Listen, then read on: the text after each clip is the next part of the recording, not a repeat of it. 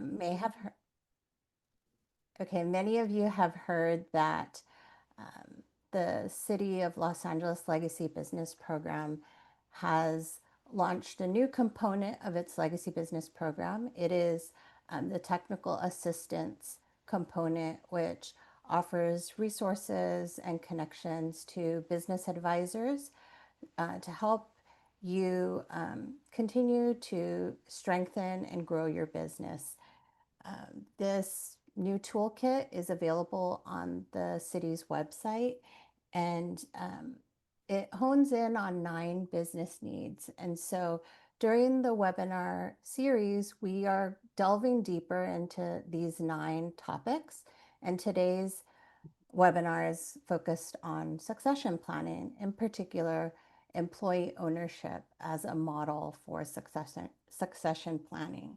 So we're excited to have with us today some guests. I just want to quickly introduce them, but before we do that, I want to show this short video to tell you a little bit more about the Legacy Business Toolkit.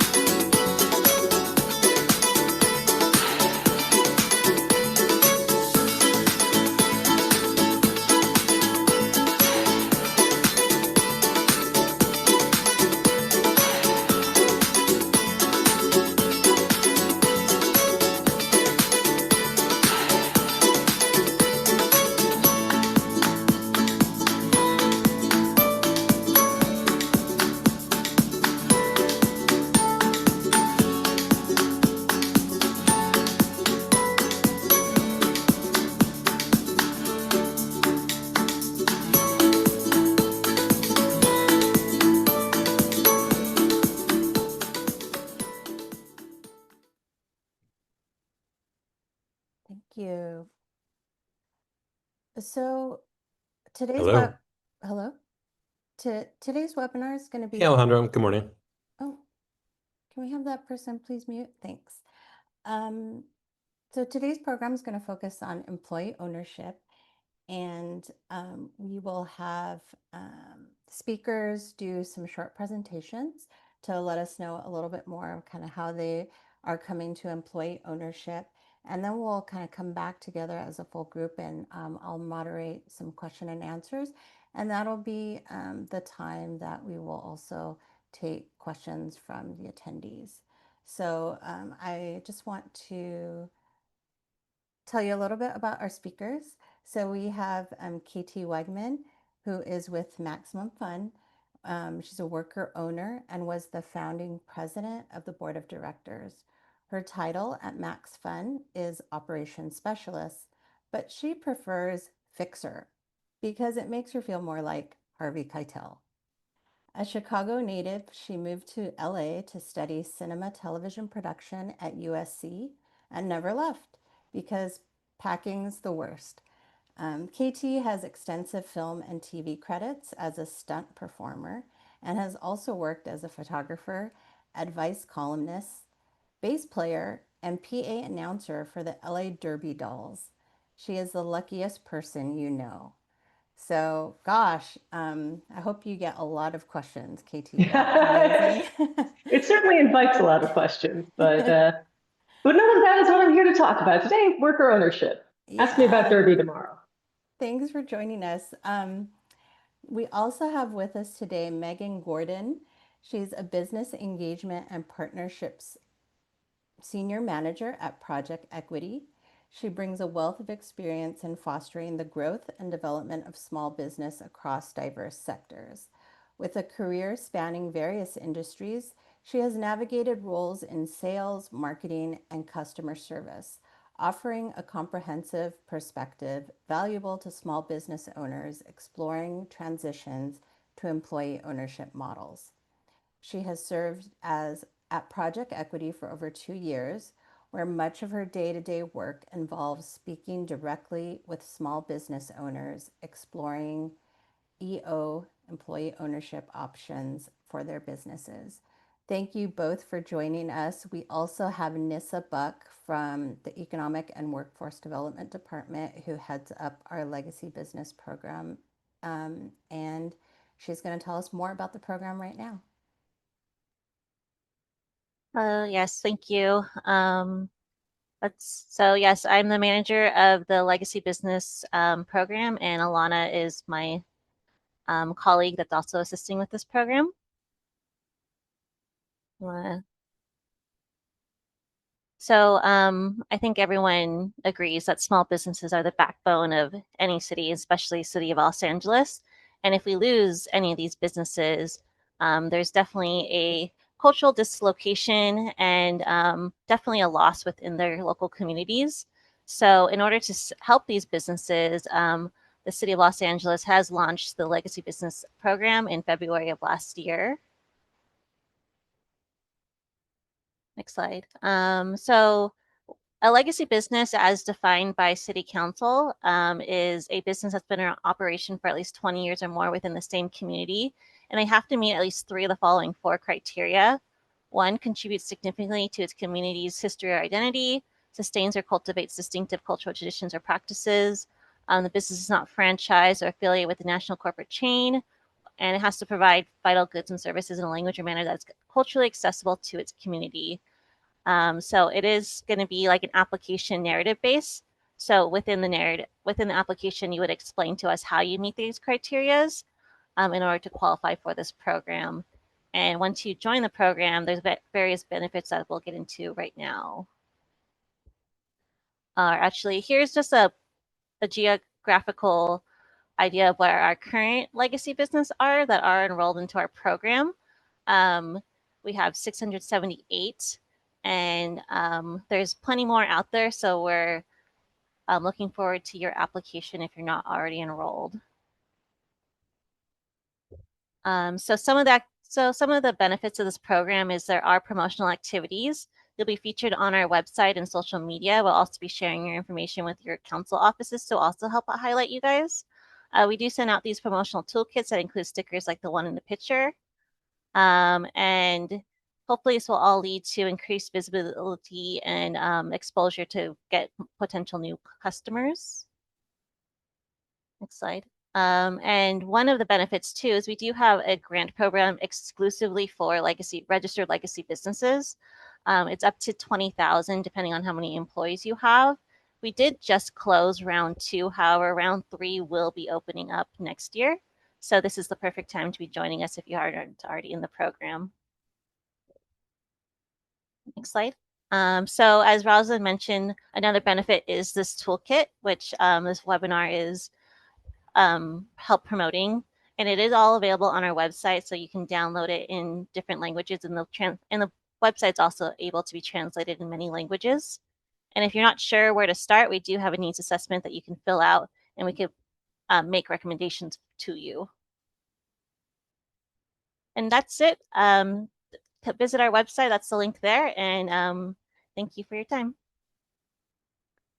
Thanks, Nissa. So before Megan gets started, I just want to mention that as we were developing this legacy business toolkit, and succession planning was identified as one of the topics that local legacy business owners are interested in learning more about. We were very careful to really try to present information that would be useful to legacy business owners. Also trying to debunk myths, that it's important for us to think about when we as business owners may not be around in the future. And what does that mean for our business, our family, our employees? And so we're really hoping that you take a look, take a closer look at the toolkit and follow up with any of the referrals that we have provided in that toolkit, one of which is here today. So Megan, take it away. Thank you so much. It's wonderful to be here with you today. Thank you to the City of Los Angeles, the LA Conservancy, for making this space for us. I'm really excited to be here. As Nissa so wonderfully introduced me, I am Megan Gordon. I'm a Business Engagement Partnership Senior Manager with Project Equity. We'll have a few questions later about sort of how I came into this work, so I'm not going to spend a whole bunch more time introducing myself right now. I'd love to dive into talking a little bit about employee ownership and how it works and how it can work for you. So this first slide here, I'm actually also going to let you guys read it, but I am not going to go into the meat of this because that is why KT is here. But this wonderful photo is Jesse Thorne, who is the founder and selling owner of Max Fun. So KT will be able to share a little bit more about Jesse when we get further into the presentation. But they are one of our groups that we've worked with to transition. Next slide, please. All right, so when a business owner starts thinking about succession planning, we see these kind of four main areas that they're trying to answer, questions they're trying to answer, things they're trying to solve for. How do I preserve the legacy of my business that I've worked so hard to build? How do I make sure that I'm getting a fair market value for my business? I don't want to donate my business. It's not a charity. This is my hard work. So I want the fair market value. Are there tax benefits I can take advantage of? You know, that's always a smart question to be asking yourself when you're thinking about money in any form. So obviously we see owners asking that question. And then what about my employees? You know, I think I don't need to tell any small business owner how essential the workforce is to the success of the business. And so when you're thinking about what are my options, what could I do with my business? One of the immediate things that always comes to mind, I could sell it to my family, right? Or I could gift it to my family. That could be a wonderful option. But we don't always know if that's necessarily available for everyone or if it's the right way to get all four of these things across the grid. If you sell your business externally, a lot of question marks there, but one thing we know for sure you won't get are tax benefits because they're not going to incentivize you to just sort of make the top dollar on the business. Obviously, closing down your operations, that's the worst case scenario. Nobody wants to see that, selling your business off for parts or whatever. But the option that we think checks all the boxes is the employee ownership options. That's what I'm going to talk to you guys about today. Next slide, please. So what does being an owner mean? Being an owner is something that I have a colleague who likes to talk about being an owner in this metaphor of a car. So he's got a 16-year-old son. His son could buy a car. He's just about to get his driver's license. And if he bought the car, he would have a couple of key benefits, but he would also have some responsibilities, right? So if he drives the car, he has some risk, but he also has the right to go wherever he wants. He can drive the car as fast as he wants, but he has some risks and responsibilities that come with that too. So being an owner means that you have influence on the business, you have control and voice in decision-making and role in governance. You have some responsibilities for the business. So you have responsibility for sustainability, for loss of jobs or loss of profit, and for growth and reputation of the business. And you benefit from exercising your control. So you have paths to wealth building, you have potential for profit sharing, retirement account, establishing what the benefits of the business look like for you. So it's kind of you have some rights and some big responsibilities to think about too with being an owner. Next slide, please. So how can employee ownership benefit a selling owner? You can benefit the owner by getting a fair market price for your business. And when I say that, I mean, this is not, it's not a donation, it's not a charity. We're going to do assessment of your business based on things like debt capacity, future profitability modeling, future cash flow and free cash flow analysis. All of these different components are going to come into landing on what is a fair price, a reasonable selling price for your business. So it's important to not think of selling to your employees as, oh, well, they can't afford very much, so I'm going to have to take it as a loss. We won't go really deeply on this webinar into the technical weeds of how we get to valuation. But it is important to know that your employees do not need to buy the business. We'll do some calculations on debt capacity for your business, and that's actually how we get that leverage point, that liquidity event to happen for you. So if you're thinking, oh, I can't do this because my employees won't be able to go get loans, that's not something you need to worry about in an employee ownership transition, at least with project equity and the way we work. Other benefits, you get to retain your pacing and your influence on how you leave. So if you sell your business, let's say to the guy next door, the shop next door, maybe they'll give you a really good price for it, but they're going to probably want you to leave pretty quickly. They're not going to want you to stick around and run the business and sort of, make day-to-day decisions. And so being able to set your own pace, I've talked to owners who've said everything from, Megan, I need to be out of this business yesterday. I'm ready to retire. I want to go spend time with my grandkids. I've had other owners who said, I'd love to set this amount of what I do aside, and then I'd really like to dig into this other part or keep this part. And so we can kind of figure out what that looks like for you. Are you exiting fully? Are you exiting partially? Are you just becoming a worker owner? And we can talk a little bit more about that when we talk about Jesse too. And you're getting the opportunity to preserve your company's legacy. So you can really lock in all of the customs, the culture, the sort of the ways that you like that business to be run. You can get those all locked in so that 20 years from now, if you look at this business again, you can still recognize all the work you put in. Next slide, please. So how does this benefit the businesses? Well, these stats come from the National Center for Employee Ownership and the DAWI, the Democracy at Work Institute, but they've shown that statistically, profit margins are 8.5% higher in employee-owned businesses than in their comparable peer businesses, and sales and employment tend to grow 2.2% faster per year.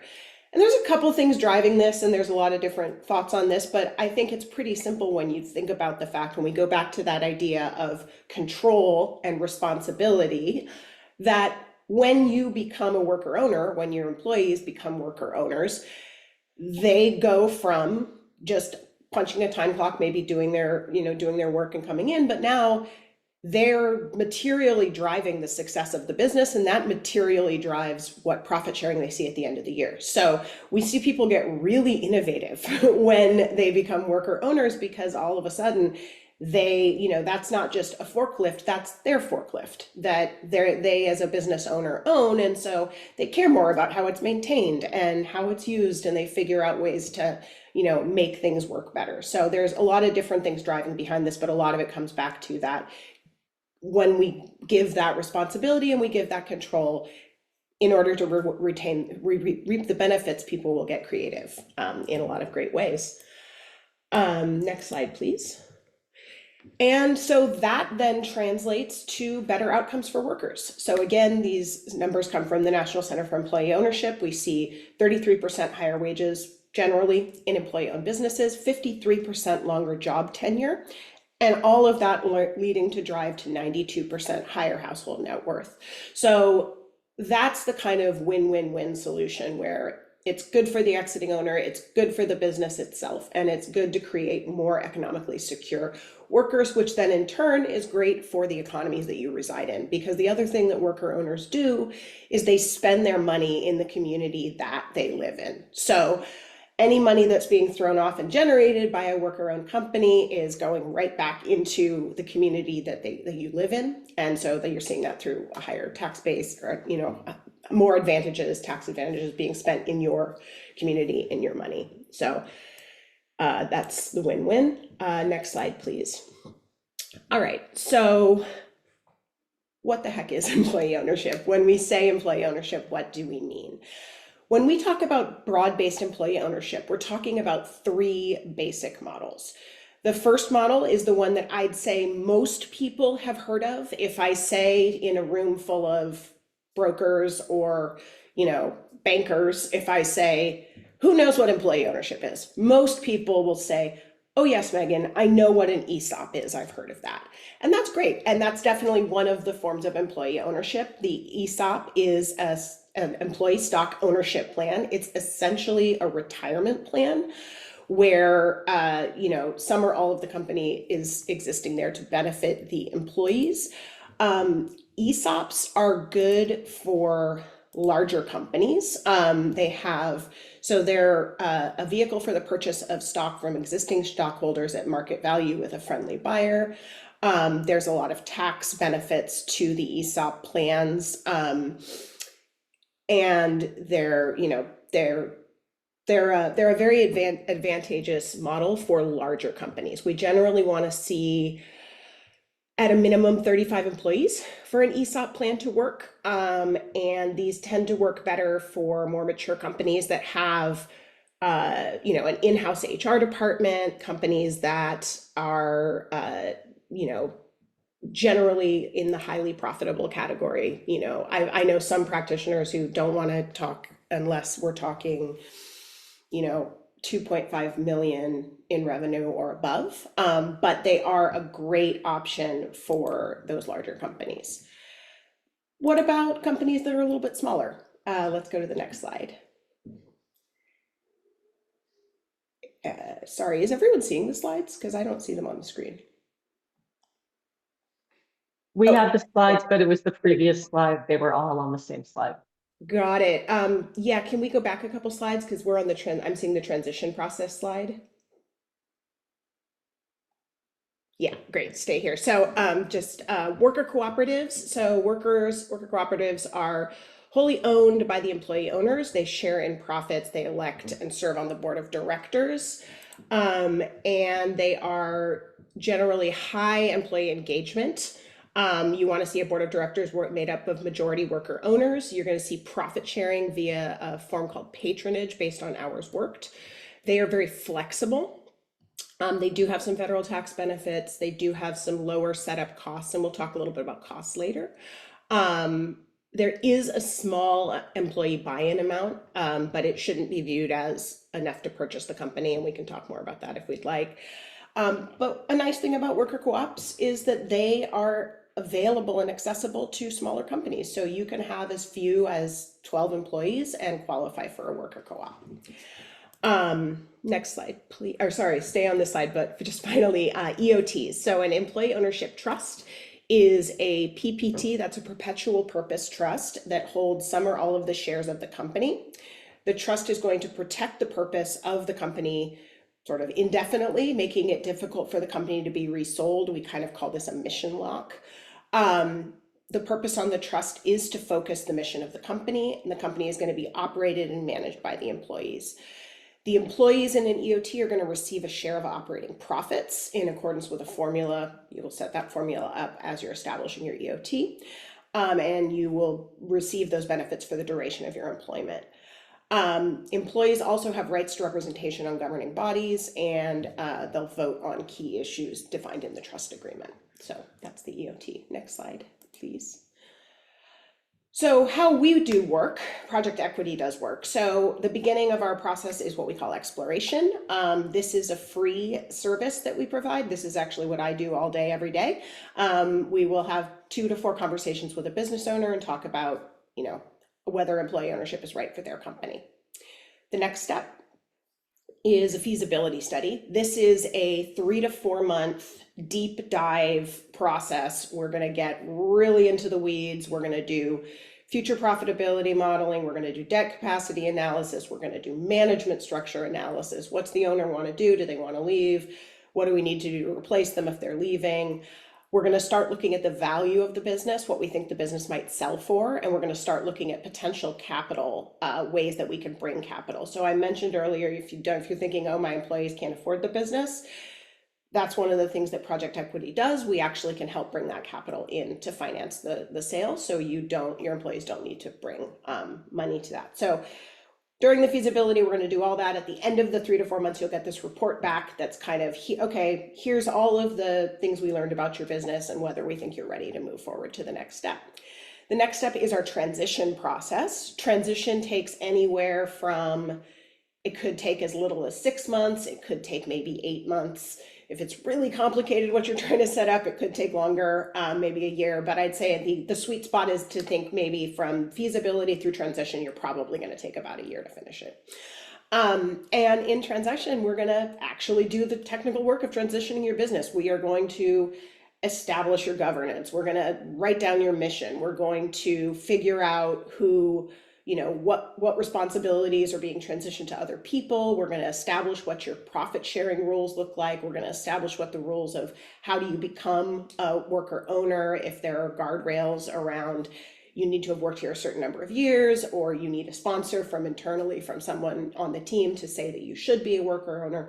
All that kind of stuff is going to get locked in during the transition, and the transition will complete with the actual sale of the business and a liquidity event for the owner and the formation of the new employee-owned entity that will now carry the business forward. And then, so all the I's dotted, all the T's crossed. If that's all good, we've sold the business, and then we move on to our final stage. This is what we call Thrive. I think one more click there. There we go. And Thrive is a service that we offer where we will stay embedded with the new employee-owned entity for 1 to 2 years afterwards. So this is really to help them kind of grow into being their best selves as employee-owned business owners. So I don't know how to run a board of directors. I don't know how to, do the first profit sharing distribution. I've never voted for something like this. We can kind of help you through all of those steps. So that's the final stage of Project Equity's engagement. Next slide. So what do you need? Before you want to kick off all this process, what are we looking for? So there are a couple of factors we're looking for, and you can go ahead and start clicking these down. So like I said, we want to see 12 or more employees. You generally want to see 40 or more for an ESOP. We want to see a profitable company. So we do need you to be in good financial health for at least the past 5 years. That doesn't mean you can't have had a bad year here or there. Little few dips are fine, but generally we need to see profitability 3 out of the last 5 years and no strong downward trends. Proven track record. So again, this is the legacy business, organization. So you're probably all going to click that box already, but this isn't something we can do with a startup, somebody who doesn't have enough years of operational history under their belt. And minimal debt. And that is because, again, the employees are not going out to buy, to take out loans to buy the business from you. We are going to leverage debt onto the business as a way to generate the liquidity event for you as the selling owner. So those are the factors we're looking for. And that is the end of my section of the slides. Thanks, Megan. Just want to remind people that if you have questions, you feel free to start adding those to the chat, which the button is on the bottom of your screen. Before we get to KT, we wanted to run a second poll. This is a question about your retirement timeline. So if Nissa, you could get that going.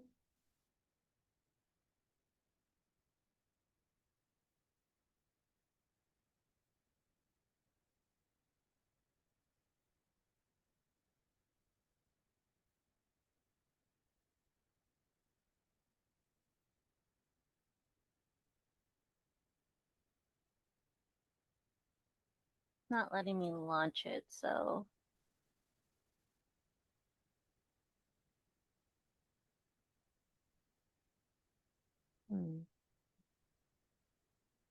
Okay, well, we can ask you to type in the chat. What is your timeline for retirement? Is it within 2 or less years? Within 3 to 5 years? Within 5 to 10 years? Or within 10 or more years? So would you let us know what is your timeline for retirement? Again, 2 or less years, 3 to 5 years, 5 to 10 years, or 10 or more years. Thanks for everyone who's letting us know. We got 5 years, 3 to 5 years. Somebody says, until I pass away. So, and that is what we hear from a lot of people. That everyone has kind of a different plan for themselves. Thank you for sharing, Mika. Okay, we're going to have KT tell us a bit about her experience going through an employee ownership transition. So welcome, KT.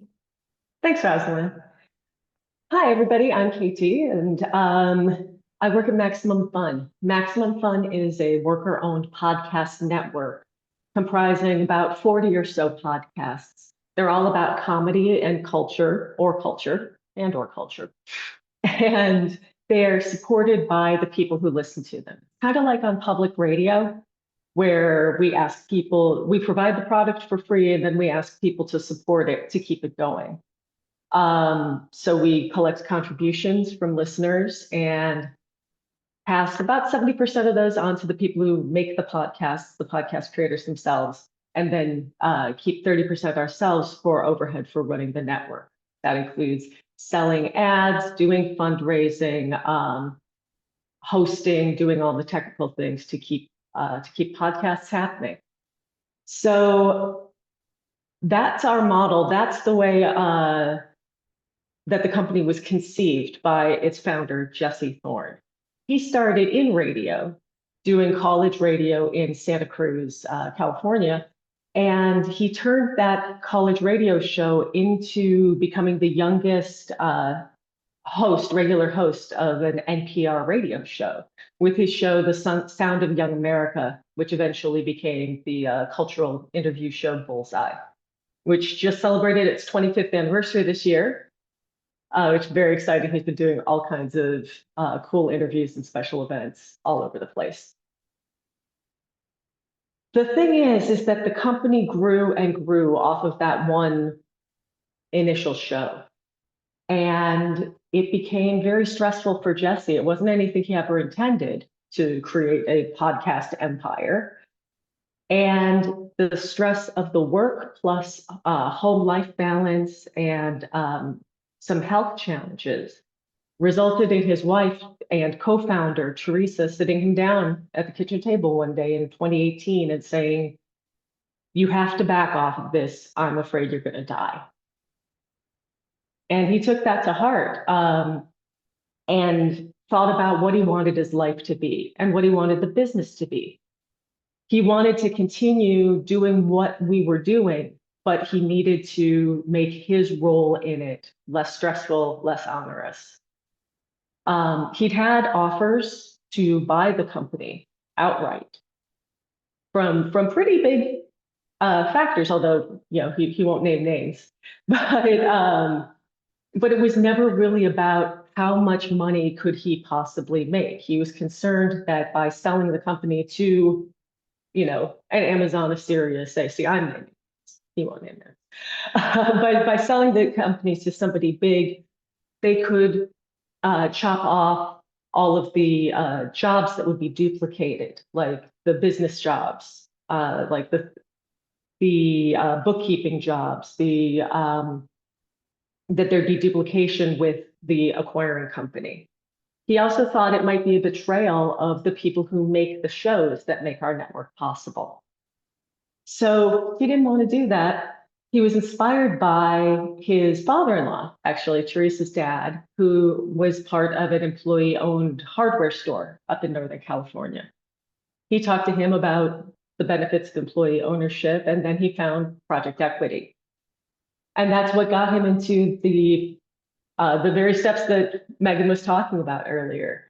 He talked to them about feasibility, exploration, and then feasibility. He worked with Project Equity and our then managing director, Vikram, to see if this was even going to be practical. When they decided it was, they got us all together in a room. None of us had known what was coming. And it was still in the middle of, more or less the middle of lockdown too. It was the first time we'd all seen each other for months on end. And we all sat in this room and got the news that Jesse wanted to sell the company to us. So from there, we went on to create our transition team. We selected people from, we tried to get diversity of experience on the transition team, getting people who were newer to the company, people who had been with the company for years and years, folks who were younger, older, at senior management and at the lowest entry-level position we had. So that the perspectives of everyone who stood to become a worker owner would be considered as we designed the new company that we were going to have. I was on that transition team, and we thought we were going to just blaze through this. We thought it was just, because we all wanted the same thing. We all wanted to create a great new company, sell the company for a fair price to Jesse, and then, take off. It didn't quite go that way. It took about 18 months of very hard work as we hammered out all the things Megan was talking about, what the buy-in was going to be, what our profit sharing was going to look like, how we would structure the board of directors, and what we would do to make decisions together. But it was worth all of the work. We finally got through, and in the end of June 2023 is when we made the transition and became a cooperative with the help of Project Equity, tons of help from Project Equity, and the folks that they helped put us in touch with, legal help, financial help. We worked with Shared Capital to arrange for the loans that made it possible for the employees to buy the company from Jesse. The transition team became the first board of directors, but we designed the process so that we would filter those people off of the board of directors and get some new blood, new fresh perspectives in as soon as possible. Because what we've always wanted to do is have a company that represents the people who run it, the people who benefit from it, the people who care about it. And one of those people is Jesse. He stayed on as a worker owner himself. He's an advisor to the board, and that's fantastic because he made the place what it is. He established the values that we still run the company by. And so it means a lot to all of us that he's still a part of it. So that's where we are now.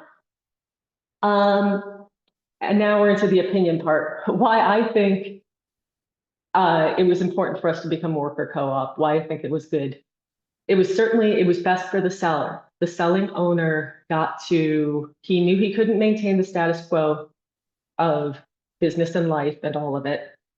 He didn't want to betray anyone or sell anybody short, and he cared more about the legacy of the business. And he found a way to maintain that and make the thing that he poured so much blood, sweat, and tears into over the years, to make it live on. Uh-oh, we may have lost KT. We have the video. We can play it while it's back I'm in. sure she'll come back on. She wanted us to show this video of the founder, so that you could get to know him a little bit as well. Hey, it's Jesse, the owner of Maximum Fun, or the current owner of Maximum Fun, because I have a big announcement. I'm not going to be the owner of Maximum Fun anymore. Or actually, to be completely accurate, I am going to become, along with all of my colleagues here at Max Fun, an employee owner of Maximum Fun, because we are about to become a 100% worker-owned cooperative. So yeah, I'll be owner of Maximum Fun. And I will too. And me. And me. And so will I. This guy. And I will too. All of us. When you join Maximum Fun, you're directly supporting the people who make the podcast that you love. And you're supporting all the folks who work behind the scenes. Now, I could personally break down how all this is going to work for you, but I would rather that we do it together. Let me settle in here. Maximum Fun is going to be completely owned by its employees. I'll be doing the same job I do every day. And we'll be working on the same great shows. We'll just get to have a little bit of a say in some of the bigger decisions now. And we, the employees, will be electing a board of directors. Jesse's not going anywhere. Our managing director, Bikram, not going anywhere. But now he's going to report to the board, and the board represents all of us. The board is in charge of guiding the ship. Overseeing management and making all of the big decisions. And when the company's in the black at the end of the year, then We all have a stake in that. Every employee of Maximum Fun who wants to join this co-op will own the company together. We got called in for this big meeting in person, sort of during the pandemic. And once Jesse got up to talk, I went, oh, Jesse's going to sell the company. And I wasn't wrong, but I was a little bit wrong. I thought he was going to sell it to some big network, some conglomerate, but that is not what he wanted to do. He wanted to have the company become a co-op. I know that Jesse could have if he'd wanted to. He could have sold us to, you know, Sirius or iHeartMedia, or I don't know if I'm supposed to be naming names or not, but I've worked for enormous media conglomerates and just been an invisible cog in the system. And this is the complete opposite of that. A lot of companies in the podcast industry try to maximize profits or get the biggest celebrities or do what's going to make them the most money. And Maximum Fun, I think, has always tried to do what feels right. I know that what I do here matters to me, to my coworkers, and to the people who enjoy what I do. I think the nature of cooperatives is that they are sustainable because the people for whom the existence of the company matters the most are the ones making all of the key decisions. We care more. We're all part of it. We have all got skin in the game. If I do good work and my colleagues do good work, it will all benefit us directly. And like, let me just say, this is a pretty big deal. There aren't any other podcast companies that we know of out there working this way. There's barely any media companies out there working this way. We're really proud of this. I've worked in business a long time, and I've also tried to figure out how to work in business and feel good about myself, and I feel so great about this. And you know what? Honestly, frankly, we couldn't have done it without you. I'm really excited about this. And I hope you are too. If you think this is as cool as I do, I hope you'll do what you can to back us up. Thank you. Thank you. Thanks for making it possible. Thank you. thank you. Thank you so very much. It never happened at Sirius.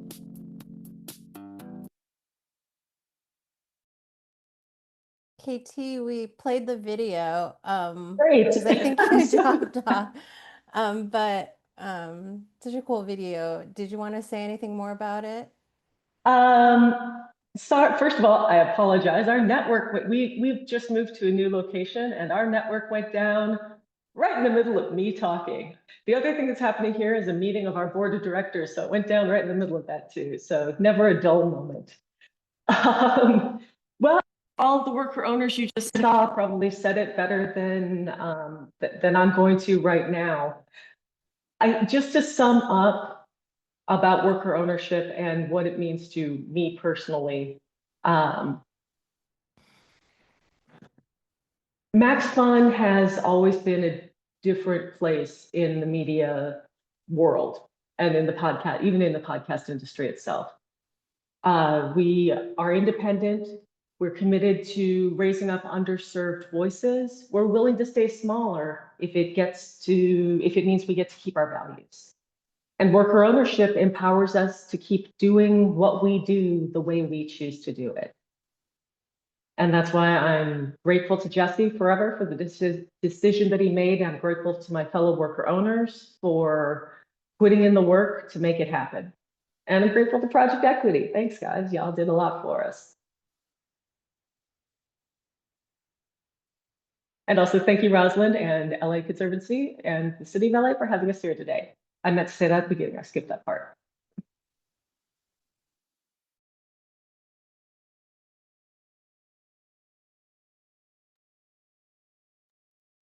Rosalind, you're on mute. Sorry about that. We'll be monitoring the chat to take any viewer questions. So feel free to add your questions there, but I wanted to maybe start with a few questions. So this is both for Katie and Megan. What do you think is the biggest myth or misconception about succession planning, and why?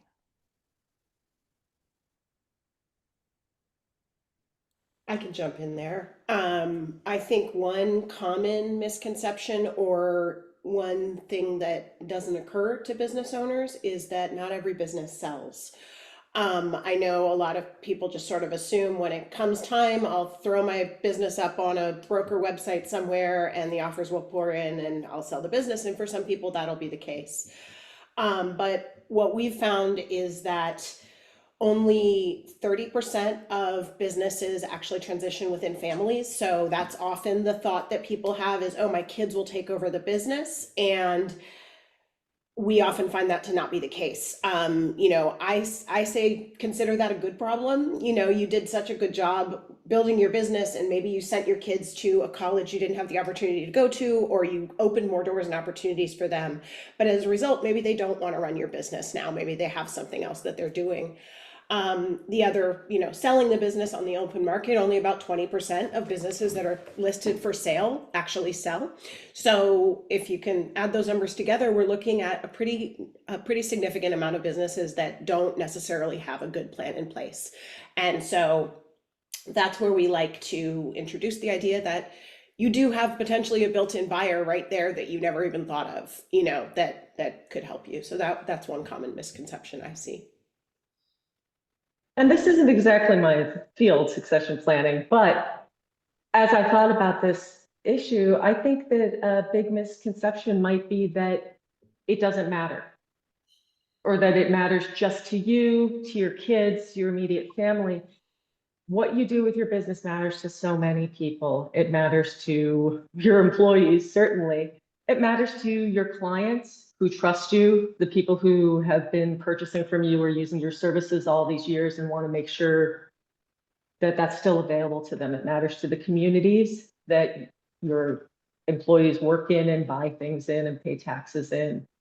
And for us, we found it mattered to our listeners. They want to support a company that supports their values.